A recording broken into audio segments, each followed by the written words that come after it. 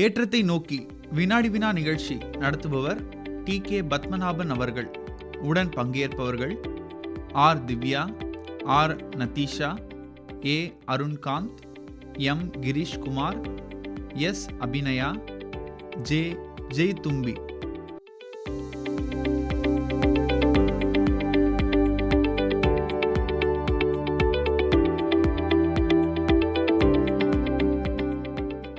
ஏற்றத்தை நோக்கி வினாடி வினா நிகழ்ச்சியின் வரிசையில் பல்வேறு சுவையான தகவல்களை தெரிந்து கொள்ளும் தொடர் வினாடி வினா நிகழ்ச்சி ஆகாஷ்வாணி சென்னை பெருமையோடு வழங்கிக் கொண்டு வருகிறது. இந்த நிகழ்ச்சியில் பொதுவான பல தகவல்களை தெரிந்து கொள்ள இருக்கின்றோம். இந்த நிகழ்ச்சியில் பங்கு பெறுவதற்காக ABC என்ற 3 அணிகள் வந்திருக்கின்றன. இப்பொழுது நிகழ்ச்சியினுடைய விதிமுறைகளை பார்ப்போம். ஒவ்வொரு அணிக்கும் முறையே ஒவ்வொரு வினா தொடுக்கப்படும். சரியான விடையை சொல்லுகின்ற அணி 10 மதிப்பெண்களை பெறுவார்கள்.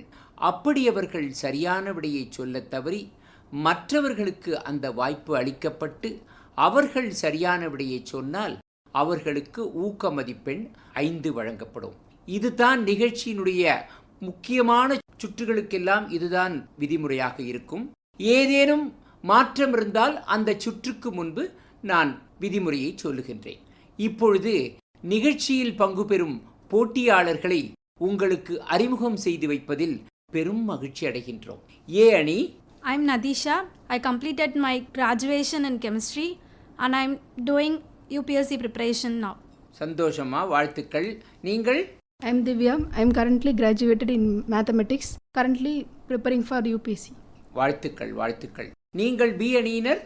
I'm Girish Kumar, doing my second year BA Defense and Strategic Studies. I'm from Valachari. உங்களுடைய லட்சியம் என்ன? To become a traveler. Traveller. ஓ, super super.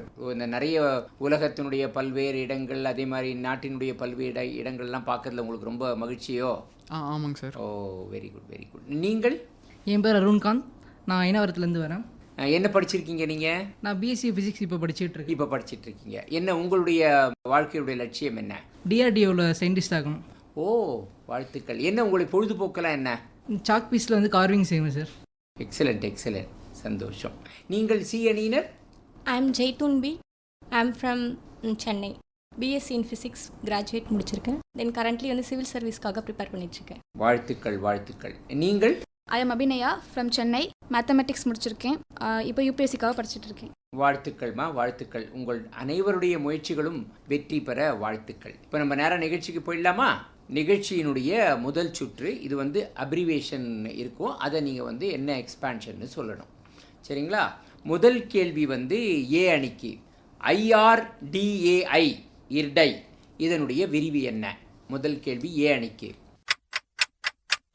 Insurance Regulatory and Development Authority of India.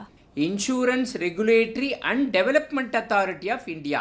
ஏ அணியினர் 10 மதிப்பெண்களை பெறுகின்றார்கள். வாழ்த்துக்கள். இப்போ அடுத்த கேள்வி பி அணிக்கு போலாமா? CCIL இதனுடைய விரிவு என்ன? CCIL இதனுடைய விரிவு என்ன? எக்ஸ்பான்ஷன். முயற்சி பண்ணுங்க. இப்போ வாய்ப்பு சி அணியினருக்கு செல்கிறது. நீங்கள் ஏ அணியினர்? Clearing Council of India Limited. Clearing Council of India Limited. Clearing council. அந்த சி மட்டும் கொஞ்சம் தப்பு இல்லை. அதாவது வந்து கிளியரிங் கவுன்சில் மட்டும் தவறு. எனவே உங்களுக்கு ஒரு 5 மதிப்பெண் நான் தரேன் ஏ அணியினருக்கு. Clearing corporation of India limited அதுதான் வந்து சரியான பதில். இப்போ அடுத்த கேள்வி சி அணியினருக்கு வருகிறது. EEPC இதன் விரிவு என்ன? EEPC சி அணியினர். இப்பொழுது வாய்ப்பு ஏ அணியினருக்கு செல்கிறது. முயற்சி பண்ணுங்க. Engineering Export Promotion of Council.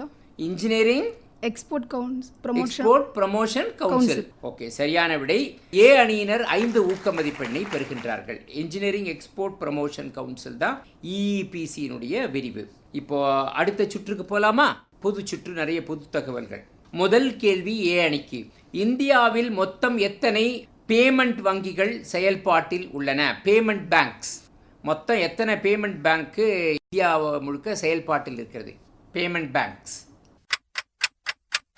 38 crore. இல்ல, தப்பு. நீங்கள் பி அணியினர்? 6 வங்கிகள் சார். 6 வங்கி தான் சரியான விடை. பேமெண்ட் வங்கிகள் என்பவை கடன் வழங்காமல், கிரெடிட் கார்டு வழங்காமல் பொதுமக்களிடமிருந்து குறைந்தபட்ச வைப்பு தொகையை பெற்று டிஜிட்டல் பரிவர்த்தனைகள், சேமிப்பு கணக்கு மற்றும் ஏடிஎம் கார்டு போன்ற சேவைகளை வழங்கி கொண்டு வருகிறது.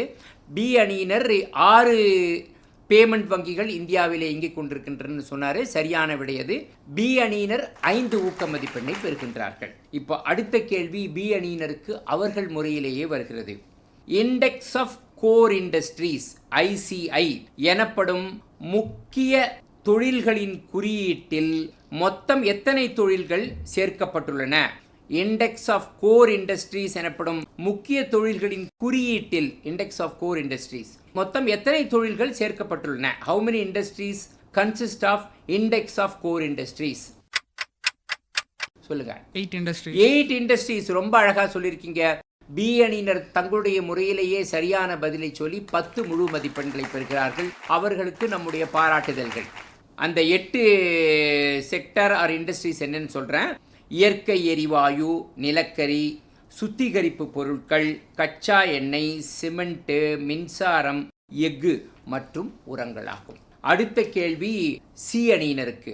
அஞ்சல் அகங்களில் அளிக்கப்படும் மாதாந்திர வருவாய் கணக்கில் தனிநபர் அதிகபட்சமாக எவ்வளவு ரூபாயை வைப்புத் தொகையாக செலுத்தலாம்? 4,50,000. இல்லை இல்லை இல்லை இல்லை, நீங்கள் முயற்சி செய்யலாம். ஏ அணியினர், அதாவது மந்த்லி இன்கம் ஸ்கீம்னு ஒன்று இருக்குது போஸ்ட் ஆஃபீஸில். அதில் வந்து மேக்ஸிமம் ஒரு அமௌண்ட் தான், மேக்ஸிமம் ஒரு அமௌண்ட் வச்சுருக்காங்க. அது வரைக்கும் போடலாம். அதுக்கு மந்த்லி இன்ட்ரெஸ்ட்டு மந்த்லியே கொடுப்பாங்க.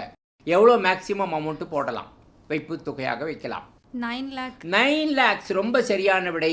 ஏ அணியினர் 5 ஊக்க மதிப்பெண்ணை பெறுகிறார்கள்.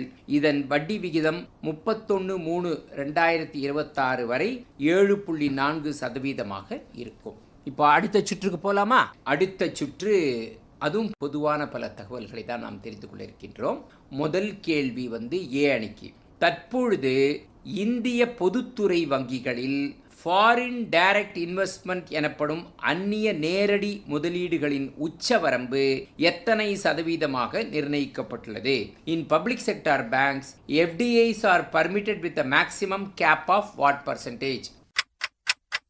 20%. 20%. ரொம்ப அழகா அற்புதமா சொல்லியிருக்காங்க ஏ அணியினர். 10 மதிப்பெண்கள் ஏ அணியினரை வந்து சேர்கின்றது. இப்போ அடுத்த கேள்வி பி அணிக்கு. நீங்களும் அவங்கள மாதிரி கரெக்டாக சொல்வீங்க நான் எதிர்பார்க்குறேன்.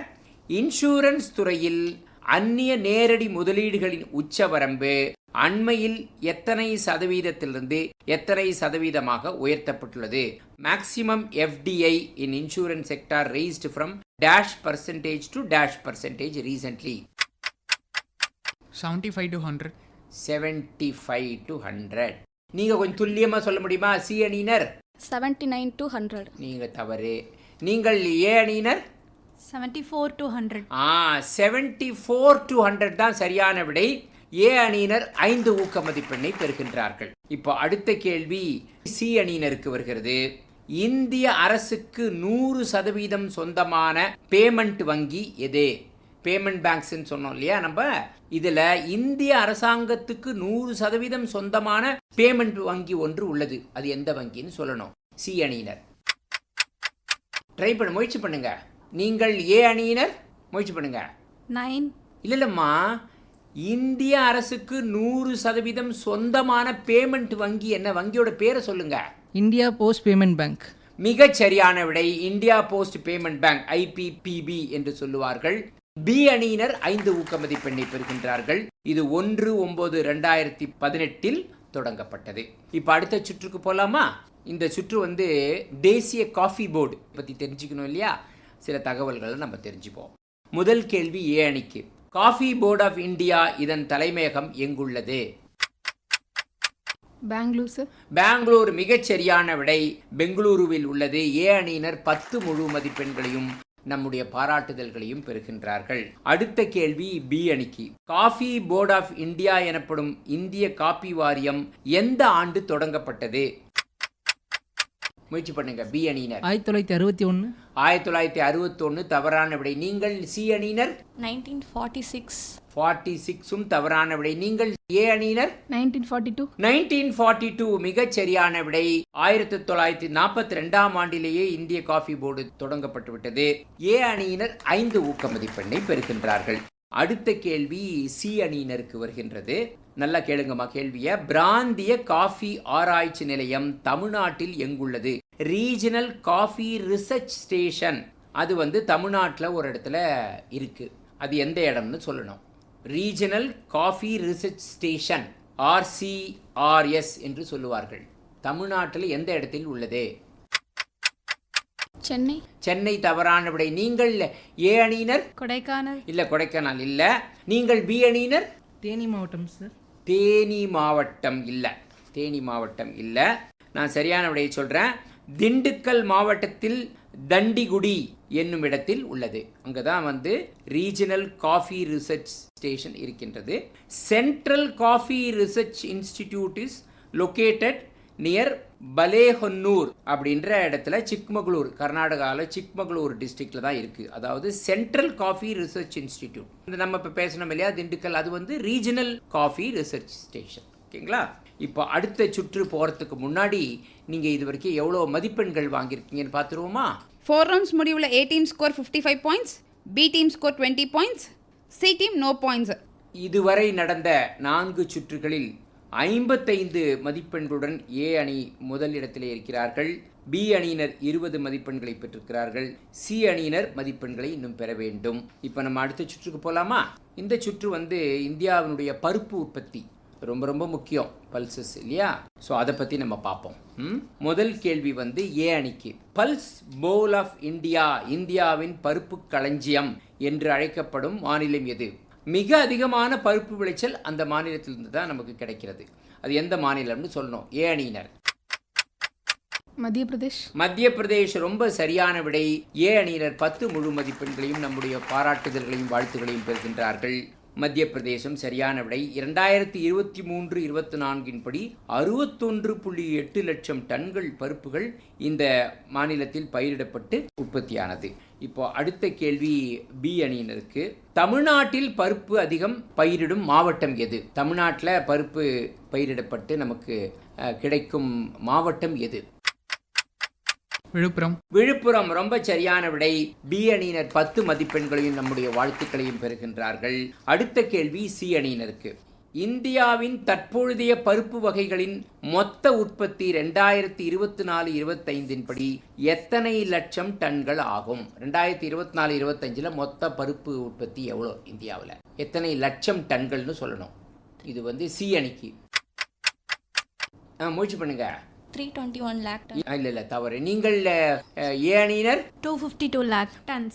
ரொம்ப சரியா சொல்லியிருக்காங்க. ஏ அணியினர் 252.38 லட்சம் டன்கள் தான் வந்து 2024-25 விளைந்த பருப்பு வகைகள், மொத்த பருப்பு வகைகளுடைய மொத்த விளைச்சல்.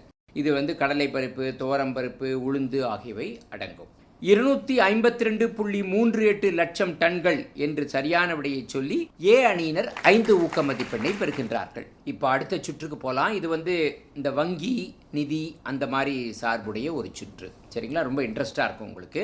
இந்த சுற்று எப்படின்னா வந்து இது வந்து ஒரு மல்டிபிள் சாய்ஸ் கொஸ்டின், MCQன்னு சொல்லுவோம் இல்லையா? ஒரு அணிக்கும் ஒரு கேள்வியோட 4 விடைகள் சொல்லுவேன். நீங்கள் வந்து அந்த 4 விடைகளில் சரியான விடையை நீங்கள் சொல்லணும். அப்படி சொன்னீங்கன்னா உங்களுக்கு 10 மதிப்பெண். சப்போஸ் நீங்க ராங்கா சொன்னீங்கன்னா அந்த தவறான விடை அங்கிருந்து எடுத்துடுவேன். அப்ப பாக்கி 3 விடைகள் இருக்கும். அது வந்து அடுத்த அணிக்கு கேட்கப்படும். அவங்க சரியான விடையை சொன்னாங்கன்னா அவங்களுக்கு 7 மதிப்பெண்கள். இப்ப நீங்களும் தவறான விடையை சொன்னீங்கன்னா அந்த தவறான விடையும் நீக்கப்பட்டு விடும். அப்ப 2 விடை தான் இருக்கும் பாக்கி இல்லையா? அது வந்து கடைசியில் இருக்கின்ற அணிக்கு கேட்கப்படும். அவர்கள் சரியான விடையை சொன்னால் அவர்களுக்கு 4 மதிப்பெண்கள் வழங்கப்படும். முதல் கேள்வி ஏ அணிக்கு. நல்லா கேளுங்கம்மா. நாடு முழுவதும் மொத்தம் எத்தனை அஞ்சலக சேமிப்பு கணக்குகள் உள்ளன? ஏ 24 கோடி, பி 38 கோடி, சி 28 கோடி, டி 16 கோடி. இதில் சொல்லுங்க சரியான விடை எது? ஏ 24 கோடி, பி 38 கோடி, சி 28 கோடி, டி 16 கோடி. இது வந்து ஏ அணியினருக்கு. 38 crores, sir. மிகச்சரியான விடை, ரொம்ப அழகா சொல்லியிருக்கீங்க. ஏ அணியினர் 38 கோடின்னு சரியான விடையை சொல்லி ஏ அணியினர் 10 முழு மதிப்பெண்களையும் நம்முடைய பாராட்டுதல்களையும் வாழ்த்துகளையும் பெறுகின்றார்கள். அதாவது நாட்டில் வந்து அஞ்சலக சேமிப்பு கணக்குகள் மட்டும் 38 கோடி இருக்கு போஸ்ட் ஆஃபீஸ் சேவிங்ஸ் அக்கௌண்ட். எவ்வளோ பெரிய ஒரு மகிழ்ச்சியான விஷயம் இல்லையா அது. அடுத்த கேள்வி வந்து பி அணிக்கு. நல்லா கேளுங்க. இந்தியாவின் மொத்த அந்நிய செலாவணி கையிருப்பை மத்திய ரிசர்வ் வங்கி கீழ்வரும் எந்த முறையில் வெளியிடுகிறது?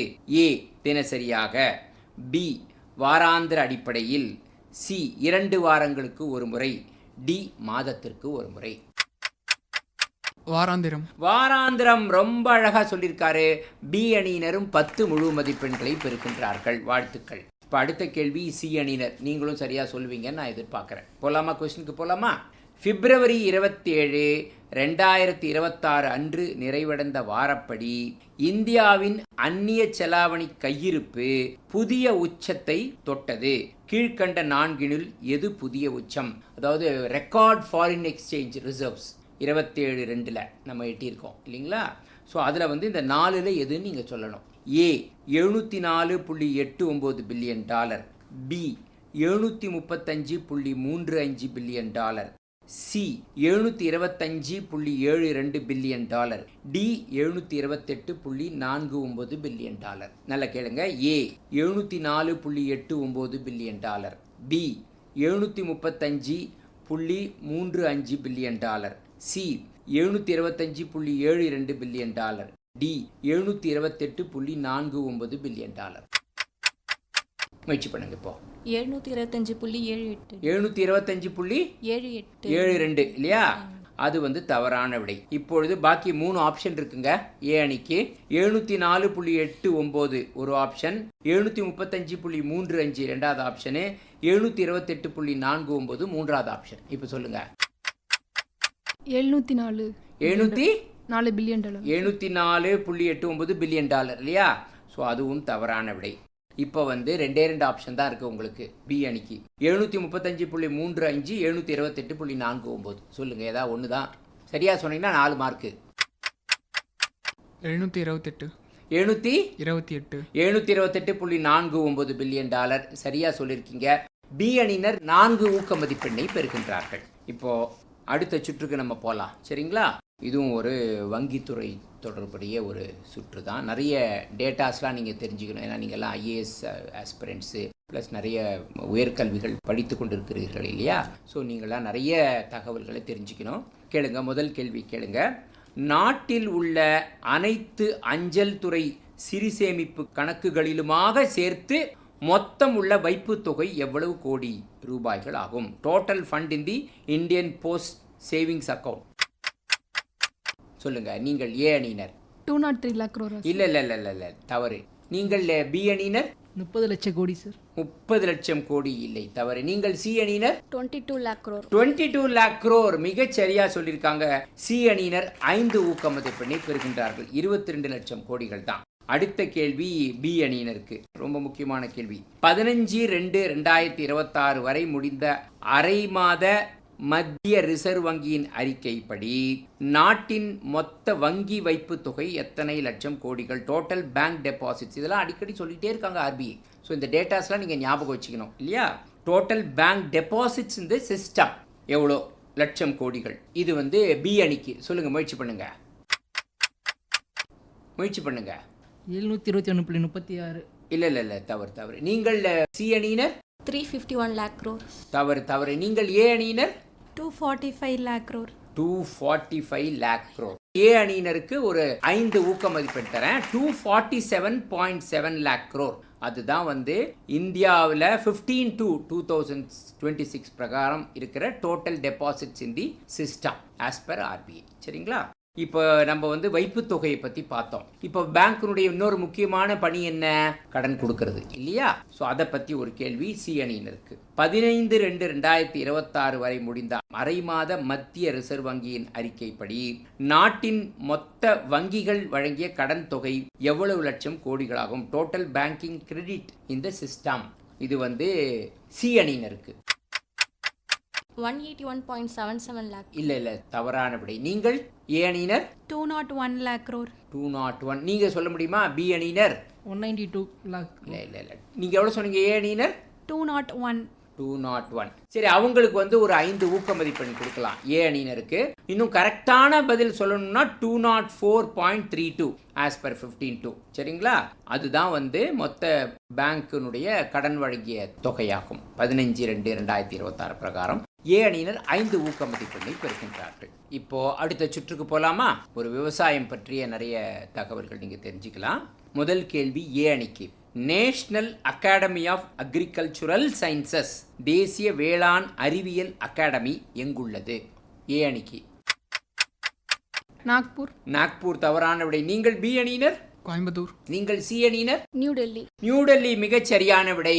சி அணியினர் 5 ஊக்க மதிப்பெண்ணை பெறுகிறார்கள். இது புதுடெல்லியில் உள்ளது. இது இந்திய அரசால் நிதி அளிக்கப்பட்ட ஒரு அமைப்பாகும். இது விவசாய விஞ்ஞானிகள் பல்வேறு பிரச்சனைகள் குறித்து விவாதிக்கவும் கொள்கை முடிவுகளை எடுக்க கருத்துக்களை வழங்கவும் ஒரு அமைப்பாக செயல்படுகிறது. இப்ப அடுத்த கேள்வி போலாமா? பி அணிக்கு.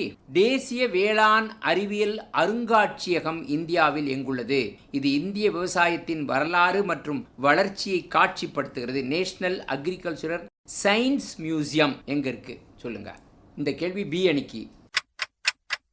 பெங்களூர் சார். தவறு. நீங்கள் சி அணியினர்? நியூ டெல்லி. நியூ டெல்லி, அதுவும் நியூ டெல்லியில தான் இருக்கு. மிகச் சரியான விடை.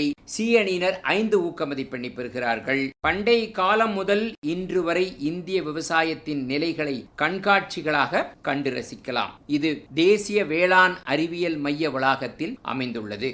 இந்த அருங்காட்சியகத்தில் 10 பிரிவுகளில் சுமார் 150 கண்காட்சிகள் இடம்பெற்றுள்ளன. இந்த அருங்காட்சியகத்தில் நிலப்பரப்பு தோட்டங்கள், அதாவது லேண்ட்ஸ்கேப் கார்டன்ஸும் உள்ளது. அடுத்த கேள்வி சி அணிக்கு போலாமா? தேசிய வேளாண் சந்தைப்படுத்துதல் நிறுவனம் இந்தியாவில் எந்த நகரில் உள்ளது? National institute of agricultural marketing, இது எங்க உள்ளது? ஜெய்ப்பூர், ராஜஸ்தான். ராஜஸ்தான், ரொம்ப சரியா சொல்லியிருக்கீங்க. சி அணியினர் 10 முழு மதிப்பெண்களை பெறுகிறார்கள். ராஜஸ்தான் மாநிலத்தில் ஜெய்ப்பூர் நகரில் உள்ளது. 1988ஆம் ஆண்டு நிறுவப்பட்ட இந்த தேசிய நிறுவனம் விவசாயம் மற்றும் விவசாய பொருட்களை சந்தைப்படுத்துதலில் சிறப்பு பயிற்சி, ஆராய்ச்சி, கல்வி மற்றும் ஆலோசனைகளை வழங்குகிறது. இப்போ நம்ம 8 சுற்று முடிச்சிருக்கோம். அடுத்த சுற்று போறதுக்கு முன்னாடி நீங்க இதுவரைக்கும் எவ்வளவு மதிப்பெண் பெற்றிருக்கிறீர்கள் என்பதை பார்ப்போம். 8 rounds முடிவில் A team score 90 points, B team score 44 points, C team score 25 points. A team 90 points எடுத்து லீடிங்ல இருக்காங்க, followed by B with 44 points. இப்போ அடுத்த சுற்றுக்கு போலாமா? இப்போ அடுத்த சுற்றும் ஒரு விரிவாக்கம் தான், சரிங்களா? எக்ஸ்பான்ஷன். முதல் கேள்வி ஏ அணிக்கு. ஆர்ஆர்பி இதனுடைய விரிவு என்ன? ஆர்ஆர்பி ரொம்ப சிம்பிள். Railway Recruitment Board. இல்ல இது வந்து ஒரு வங்கி தொடர்புடைய ஒரு விரிவாக்கம். இப்போ சொல்லுங்க. Regional Rural Bank. Regional rural bank. மிகச் சரியான விடை. ஏ அணியினர் 10 மதிப்பெண்களை பெறுகின்றார்கள். அடுத்தது பி அணியினருக்கு. எஸ்டிடி இதனுடைய விரிவு என்ன? Security transaction tax. அவ்வளவுதான், ரொம்ப simple. Securities transaction tax. B அணியினர் 10 மதிப்பெண்களை பெறுகின்றார்கள். அடுத்தது சி அணிக்கு. பிஇஎஸ்ஓ பெசோ இதனுடைய விரிவு என்ன? P E S O PESO. Petroleum explosive safety organisation. சரியான விடை. சி அணியினர் 10 மதிப்பெண்களை பெறுகிறார்கள். Petroleum and explosive safety organisation. இப்போ அடுத்த சுற்றுக்கு போகலாம். இந்த சுற்று வந்து ஒரு கூட்டுறவு பற்றிய நிறைய தகவல்களை நம்ம தெரிஞ்சுக்க போகிறோம். முதல் கேள்வி ஏ அணிக்கு. National council for cooperative training, NCCT எனப்படும் கூட்டுறவு பயிற்சிக்கான தேசிய கவுன்சிலின் கீழ் இயங்கும் கூட்டுறவு மேலாண்மை நிறுவனம் இன்ஸ்டிடியூட் ஆஃப் கோஆபரேட்டிவ் மேனேஜ்மெண்ட் சென்னையில் எங்குள்ளது? அதன் பெயர் என்ன? இன்ஸ்டிடியூட் ஆஃப் கோஆபரேட்டிவ் மேனேஜ்மெண்ட் சென்னையில் எங்குள்ளது? அதனுடைய பெயர் என்ன? ஏ அணிக்கு. சென்னையில் அண்ணா நகர். அண்ணா நகர் சரியான விடை. பேரு? Natesan institute of training. Natesan institute of cooperative management சரியான விடை. நடேசன் கூட்டுறவு மேலாண்மை நிறுவனம். இது சென்னையில் அண்ணா நகரில் 4வது அவென்யூ எனப்படும் சாந்தி காலனியில் உள்ளது. ஏ அணியினர் 10 மதிப்பெண்களை பெறுகிறார்கள். அடுத்த கேள்வி பி அணியினருக்கு. சென்னையில் உள்ள நடேசன் கூட்டுறவு மேலாண்மை நிறுவனத்தால் அளிக்கப்படும் பட்டப்படிப்பு எது? MBA. மிகச் சரியான விடை. பி அணியினரும் 10 முழு மதிப்பெண்களை பெறுகிறார்கள். முழு நேர MBA படிப்பை இது வழங்குகிறது. இது மனித வளம், நிதி மற்றும் மார்க்கெட்டிங் பிரிவுகளில் MBA படிப்பினை வழங்குகிறது. இதை தவிர கூட்டுறவு மேலாண்மையில் உயர் டிப்ளமோ படிப்பையும் இது வழங்குகிறது. Higher diploma in cooperative management. இது வந்து ஒரு 9 மாத கோர்ஸ் இது. சரிங்களா? இப்போ அடுத்த கேள்வி சி அணிக்கு. தேசிய கூட்டுறவு பயிற்சி council, national council for cooperative training, India முழுவதும் மொத்தம் 20 பயிற்சி நிறுவனங்களை நிறுவியுள்ளது. இதில் சென்னையில் நடேசன் கூட்டுறவு மேலாண்மை நிறுவனம் உள்ளது என்று பார்த்தோம். இதை தவிர தமிழகத்தில் இன்னொரு நகரிலும் தேசிய கூட்டுறவு பயிற்சி கவுன்சிலின் பயிற்சி நிறுவனம் உள்ளது. அது எந்த நகரத்தில் இருக்கு? திருச்சி தவறான விடை. நீங்கள் ஏ அணியினர்? மதுரை ரொம்ப சரியான விடையை சொல்லியிருக்காங்க ஏ அணியினர். ஏ அணியினர் 5 ஊக்க மதிப்பெண்ணை பெறுகின்றார்கள். இப்போ அடுத்த சுற்றுக்கு போகலாமா? முதல் கேள்வி ஏ அணி. நான் ஒரு நிறுவனத்தை பற்றி சொல்கிறேன், அது எந்த நிறுவனம்னு கண்டுபிடிக்கணும். இந்த நிறுவனம் உற்பத்தி திறனை மேம்படுத்த பயிற்சி ஆலோசனை மற்றும் ஆராய்ச்சி சேவைகளை வழங்குகிறது. இதன் தலைமையகம் புதுடெல்லியில் உள்ளது. இது எந்த நிறுவனம்? உற்பத்தி திறனை மேம்படுத்த பயிற்சி ஆலோசனை மற்றும் ஆராய்ச்சி சேவைகளை வழங்குகிறது. சொல்லுங்க பார்க்கலாம். National productivity council. ரொம்ப சரியா சொல்லிட்டீங்க. ஏ அணியினர் 10 மதிப்பெண்களை பெறுகின்றார்கள். National productivity council. சரிங்களா? அடுத்தது வந்து பி அணியினருக்கு. தேசிய உற்பத்தி நாள், நேஷனல் ப்ரொடக்டிவிட்டி டே, ஒவ்வொரு வருடமும் எந்த நாளில் கொண்டாடப்படுகிறது? February 12. பிப்ரவரி 12. ஆஹா, ரொம்ப துல்லியமா அற்புதமா சொல்லியிருக்காரு. பிப்ரவரி 12ஆம் தேதி தேசிய உற்பத்தி நாளாக கொண்டாடப்படுகிறது. இந்த நாளில் தான் 1958ஆம் ஆண்டு நேஷனல் ப்ரொடக்டிவிட்டி கவுன்சில் உருவானது. இப்போ வந்து அடுத்த கேள்வி சி அணியினருக்கு. தேசிய உற்பத்தி கவுன்சிலின் சென்னை பிராந்திய அலுவலகம் எந்த பெயரால் வழங்கப்படுகிறது? நேஷனல் ப்ரொடக்டிவிட்டி கவுன்சிலுடைய சென்னை ரீஜனல் ஆஃபீஸ் என்ன பேரு? Doctor Ambedkar institute of productivity. Super, excellent answer. C அணியினர் 10 முழு மதிப்பெண்களையும் நம்முடைய பாராட்டுதல்களையும் பெறுகிறார்கள். Doctor Ambedkar institute of productivity என்னும் பெயரில் அழைக்கப்படும் இது சென்னையில் அம்பத்தூரில் அமைந்துள்ளது. Number 6 Aavin dairy road, industrial estate, Ambattur. அதுதான் இதனுடைய முகவரியாகும். இப்போ அடுத்த சுற்றுக்கு போகலாமா? இது வந்து ஒரு இன்ட்ரெஸ்டிங்கான வாரியம். கொஞ்சம் உங்களுக்கும் புது தகவல்களாக இருக்கும். நல்லா கேளுங்கம்மா. மக்கானா என்பது லில்லி விதை அல்லது நரிக்கொட்டை என்று அழைக்கப்படும். இந்த லில்லி விதைக்கான ஒரு வாரியம் இந்தியாவில் உருவாக்கப்பட்டுள்ளது. எந்த இடத்தில் அந்த வாரியம் அமைந்துள்ளது? மக்கானா போர்டு எங்க இருக்குது? பீகார்ல எந்த இடம்னு சொல்ல முடியுமா? பீகார் சரியான விடை.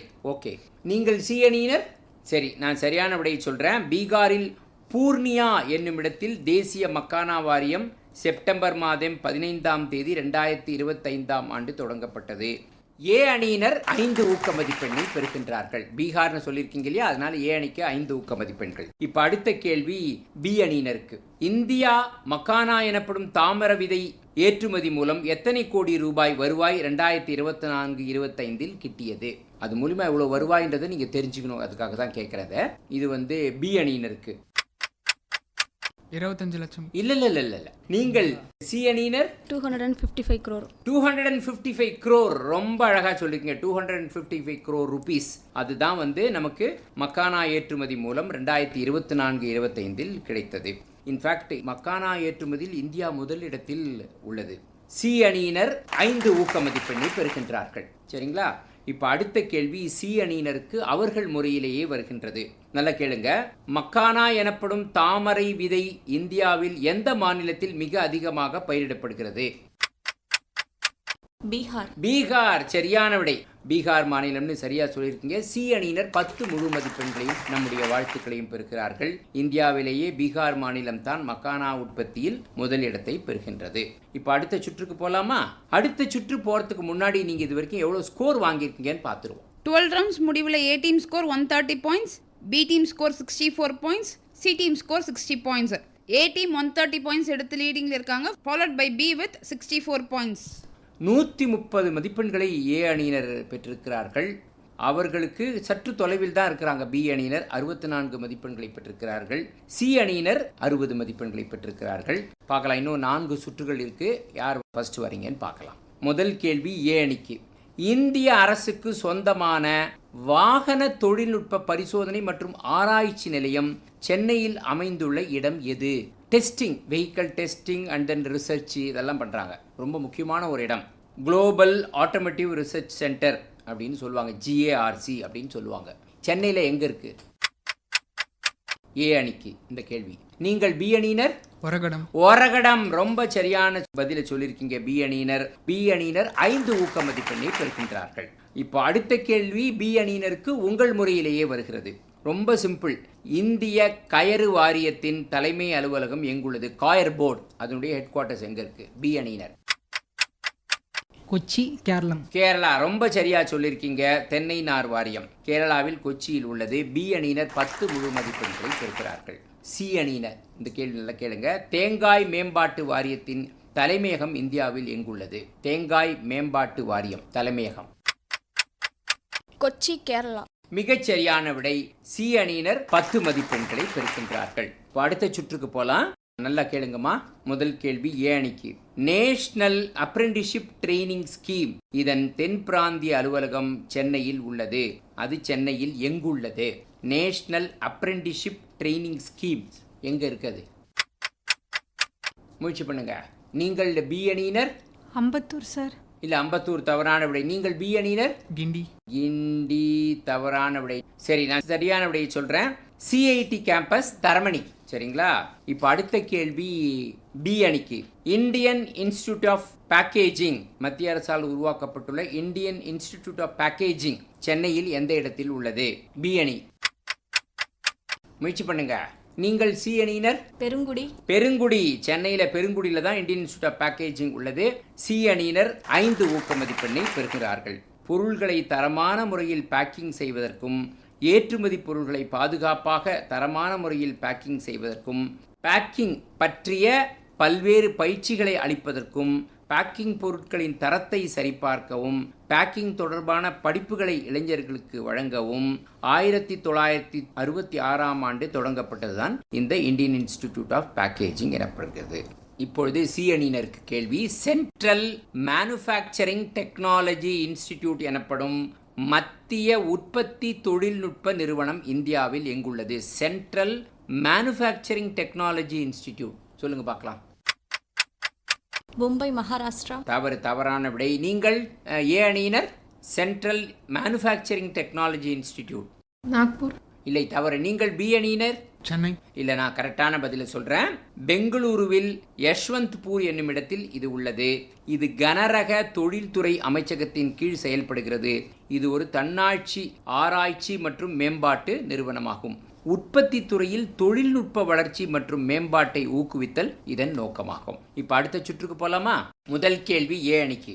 ஒரு கல்வி நிறுவனம் அதன் உயர்தர கல்வி மற்றும் ஆராய்ச்சிக்காக பல்கலைக்கழக மானியக் குழுவின் அங்கீகாரம் பெற்று ஒரு பல்கலைக்கழகத்தின் தகுதியுடன் தன்னாட்சி பெறும்பொழுது அக்கல்வி நிறுவனங்களை எப்பெயரால் அழைக்கிறோம்?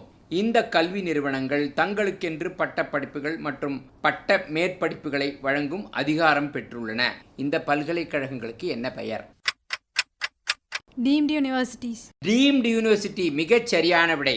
நிகர்நிலை பல்கலைக்கழகம். ஏ அணியினருக்கு 10 மதிப்பெண்கள். நிகர்நிலை பல்கலைக்கழகம் அல்லது டீம்டு யூனிவர்சிட்டி. இப்போ அடுத்த கேள்வி பி அணியினருக்கு. இந்தியாவில் மொத்தம் எத்தனை நிகர்நிலை பல்கலைக்கழகங்கள் உள்ளன? அரௌண்ட் 130. நீங்கள் சி அணியினர்? 60. தவறான விடை. நீங்கள் ஏ அணியினர்? சரி, நான் சரியான விடையை சொல்றேன். 146 நிகர்நிலை பல்கலைக்கழகங்கள் உள்ளன. இப்போ அடுத்த கேள்வி சி அணியினருக்கு. இந்தியாவின் முதல் நிகர்நிலை பல்கலைக்கழகம் எது? ரொம்ப இன்ட்ரெஸ்டிங் கேள்வி. வேலூர் இன்ஸ்டிடியூட். தவறு. நீங்கள் ஏ அணியினர்? நீங்கள் பி அணியினர்? ஜவஹர்லால் நேரு. இல்லை, நான் சரியான விடையை சொல்லிடுறேன். Indian institute of science Bengaluru. அதுதான் இந்தியாவினுடைய முதல் டீம்டு யூனிவர்சிட்டி. இது 12/5/1958 இந்த தகுதியை பெற்றது. சரிங்களா? இப்போ அடுத்த சுற்றுக்கு போகலாம். இந்த சுற்று நிகழ்ச்சியினுடைய கடைசி சுற்று. சரிங்களா? முதல் கேள்வி ஏ அணிக்கு. National centre for organic and natural farming, தேசிய இயற்கை மற்றும் இயற்கை வேளாண்மை மையத்தின் தலைமையகம் எங்குள்ளது? முயற்சி பண்ணுங்க. ஏ அணியினர். இப்போ நீங்கள் பி அணியினர். நியூ டெல்லி. நியூ டெல்லி தவறான விடை. நியூ டெல்லிக்கு பக்கத்தில் இருக்குது. நீங்கள் சி அணியினர். ஹிமாச்சல். இல்லை தவறு. நீங்கள் ஏ அணியினர். சரி, நான் சரியான விடையை சொல்கிறேன். கசியாபாத், உத்தரப்பிரதேசத்தில் டெல்லிக்கு அருகாமையில் தான் கசியாபாத் உள்ளது. அங்கே தான் national centre for organic and natural farming, தேசிய இயற்கை மற்றும் இயற்கை வேளாண்மை மையம் உள்ளது. இப்போ அடுத்த கேள்வி பி அணியினருக்கு. National institute of solar energy இந்தியாவில் எந்த நகரத்தில் உள்ளது? இந்த கேள்வி பி அணியினருக்கு. ட்ரை பண்ணுங்க. பெங்களூர் சார். தவறு. நீங்கள் சி அணியினர் சொல்லுங்க, முயற்சி பண்ணுங்க. சரி, இப்பொழுது வாய்ப்பு ஏ அணியினருக்கு வருகிறது. மத்திய பிரதேஷ். இல்லம்மா, தவறான விடை. வேற யாருக்கா தெரியுமா? நான் சரியான விடையை சொல்றேன். ஹரியானா மாநிலத்தில் குர்கவான் எனப்படும் குருகிராம் நகரத்தில் குவால் பஹாரி என்னும் இடத்தில் உள்ளது. அங்கதான் national institute of solar energy இருக்கின்றது. இப்பொழுது நிகழ்ச்சியினுடைய கடைசி கேள்வி, அது சி அணிக்கு வருகிறது. National institute of wind energy இந்தியாவில் எந்த நகரத்தில் உள்ளது? இதனுடைய முன்னாடி பெயர் பழைய பெயர் சிவெட், அதாவது centre for wind energy technology. இப்போ புது பேர் national institute of wind energy. இந்தியாவில் எந்த நகரத்தில் இது உள்ளது? கோயம்புத்தூர். இல்லை, தவறான விடை. நீங்கள் ஏ அணியினர். நெய்வேலி. தவறான விடை. நீங்கள் பி அணியினர். ஆரல் வாய்மொழி. இல்லை, ரொம்ப சிம்பிளான ஆன்சர். இது சென்னையில் தான் இருக்குது. National institute of wind energy சென்னையில் தான் இருக்குது. யாருக்கும் இதில் மார்க் இல்லை, சரிங்களா? ஏன்னா நிறைய விண்ட் மில் ஆப்ரேஷன்லாம் சென்னையினுடைய தலைமையகமாக கொண்டு இயங்கி வந்தது. அதனால் சென்னையில் தான் இருக்குது அந்த national institute of wind energy. இப்போ நம்ம நிகழ்ச்சியினுடைய முடிவுக்கு வந்துட்டோம். நீங்கள் இதில் யார் முதல்ல வந்திருக்கீங்க, யார் எவ்வளோ மார்க் வாங்கியிருக்கீங்கன்னு பார்த்துடுவோமா? 16 ரவுண்ட்ஸ் முடிவில் A team score 140 points, B team score 79 points, C team score 75 points. A team 140 points எடுத்து ஃபர்ஸ்ட் பிளேஸில் இருக்காங்க, followed by B with 79 points. 140 மதிப்பெண்களை பெற்று ஏ அணியினர் முதல் இடத்தை பெறுகிறார்கள். அவருக்கு நம்முடைய வாழ்த்துக்கள், பாராட்டுகள்.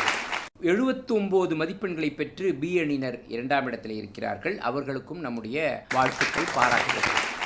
சி அணியினரும் 75 மதிப்பெண்களை பெற்றிருக்கிறார்கள். அவர்களுக்கும் நம்முடைய வாழ்த்துக்கள், பாராட்டுகள். நிறைய துறைகளை பற்றிய நிறைய சுவையான தகவல்களை எல்லாம் நம்ம தெரிஞ்சுக்கிட்டோம் இல்லைங்களா? அது நிச்சயமாக உங்களை மாதிரி ஐஏஎஸ் ஆஸ்பிரண்ட்ஸுக்கு, மற்ற உயர்கல்வி படிக்கும் மாணவர்களுக்கெல்லாம் ரொம்ப யூஸ்ஃபுல்லாக இருக்கும்னு நினைக்கிறோம். நிகழ்ச்சியில் நீங்களும் ரொம்ப நிறைய ஆன்சர்லாம் ரொம்ப அழகாக அதை சொன்னீங்க.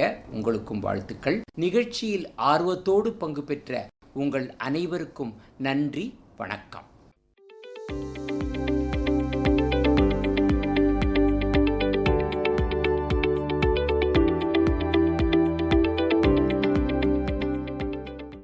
இதுவரை ஏற்றத்தை நோக்கி வினாடி வினா நிகழ்ச்சி கேட்டீர்கள். ஏற்றத்தை நோக்கி வினாடி வினா நிகழ்ச்சி நடத்துபவர் TK பத்மநாபன் அவர்கள்.